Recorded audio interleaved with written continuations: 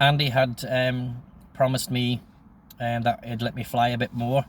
He'd let me take a bit better control of the plane, and he would do this for 4 or 5 times. And then he had a friend who was a flight instructor, a Norwegian guy called Ono, a big, tall, gangly, lanky, blonde-haired dude I hadn't met yet, but I had seen him around Miami airport, and I'd seen him over speaking to Jeff, Andy's mechanic, and I wondered how the fuck this guy sit in the plane. He was like Ichabod Crane, just a big, stringy, gangly, fucking wet noodle, basically. But apparently he was one of the best flight instructors down there at Miami airport. So when I was taking my lessons with him, it would be in a 150 Cessna. So that was very small compared to Andy. It was about the width of a small car, and not much longer. Very light, very easy to handle, but different control modes than Andy's plane, obviously, because Andy's was a twin prop, and a Cessna is a single prop, or the 150 is a single prop. So, and with only 2 seats and a bit of luggage space in the back, so it was going to be quite cramped. But it was the preferred plane for teaching student pilots. So I was kind of looking forward to that at some point. I sat around the house just watching reruns of Jacques Cousteau, watching Animal Planet, the version of Animal Planet, and watching some documentaries. And between reading and working out and being bored, I decided I would just open the windows, the sliding doors. I turned my AC off in the bedroom, and a blast of kind of warm, hot, steamy, muggy air came in, which immediately started me to sweat. But I just got undressed and put a towel on, and I went and sat out on a chair with a cup of coffee, and it was nice. I could hear the crickets and the frogs because of all the wet. And there was a kestrel that had made a nest in the tree. Andy said he had seen it months and months ago, and it had come back over a couple of years to nest, and had reared its young in the tree. So that was nice. I caught a glimpse of it. It was a bit high up. Caught a glimpse of it. I decided I wasn't going to bother it, or climb up into the tree to see if there's any chicks or anything. I didn't know what time of the year that they had eggs and chicks and stuff. So I just decided to leave. We had loads of squirrels. Squirrels were notorious egg eaters, so there was a chance that once the mama bird or the papa bird wasn't in the nest, the fucking squirrels would eat the eggs. But that was nature. I didn't like it, but that was nature. I decided I would go to the shooting range, and I didn't take Andy's guns. I rented a gun when I was there, so I rang up the Miami Gun Club, shooting club, and I asked if they were open. The guy said yes.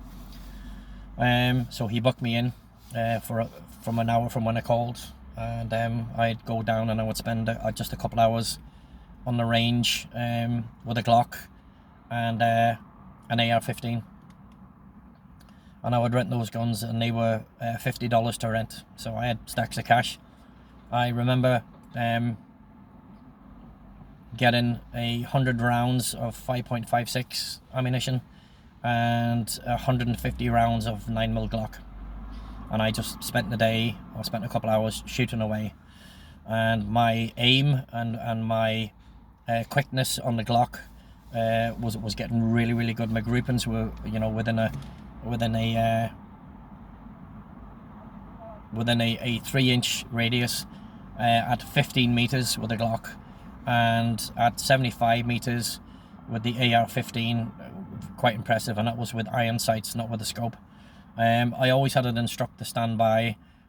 He charged $50 for the hour, and I would. The guy was called Terry, and I would book Terry. And Terry was ex-military.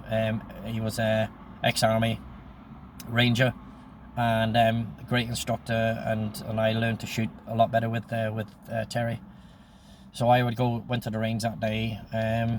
And I would tell Dave all about it, and Dave would obviously throw a little pretend shit fit that he wanted to come and shoot. So and that was it. So I went to the mall, went to Green Bean Coffee, sat and had a coffee, all boring stuff really, you know, throughout the day. And then I decided I would go to the cinema and watch a movie later on that evening. So got back, and within a few minutes the phone rang, and it was Fiona. And I was actually quite surprised. She asked if she was disturbing me, and I said no. Did I have time to talk? Yeah. You know, Tom and Josie and Norman had gone down to San Pedro for a couple of days break, and she was up there basically on her own, with no clients, just taking care of the lodge. She had the local workers there, so she rang me and we were talking, and you know, I knew that it was going to be expensive for her to ring from Belize because it was expensive, and I told her, I said, you know, I'll call you back again, it'll be cheaper from here. So I called her back, and we were on the phone for about 35-40 minutes. She told me that she asked me if it was still okay for her to come up next week. I checked my schedule that I had on my calendar on the wall, and I had booked the 3 days off for her, and I said yeah. I said, you know, definitely come up. And she asked if it was okay to, you know, to stay with me at the house, and I said yeah, no problem at all. That was all arranged with Andy. Andy didn't mind at all. And she was I asked her how it was, you know, working in Chancheech, and she just said she absolutely loved it. The peace and quiet, you know, was brilliant. There was a long road in to Chancheech, and then there was a lake not far from the lodge where she would go canoeing. They had spotted a couple of gators in the lake, and Norman and Tom had went out and killed them. They went out and shot them because they really couldn't afford if there was canoers on the lake or swimmers in the lake of somebody being attacked. So that's what they went out and did. She felt quite bad about that, but you know, they were big gators, 10-11 footers, and you know, they would be given to the locals that worked up at Chancheech, and they would eat them and keep the skin.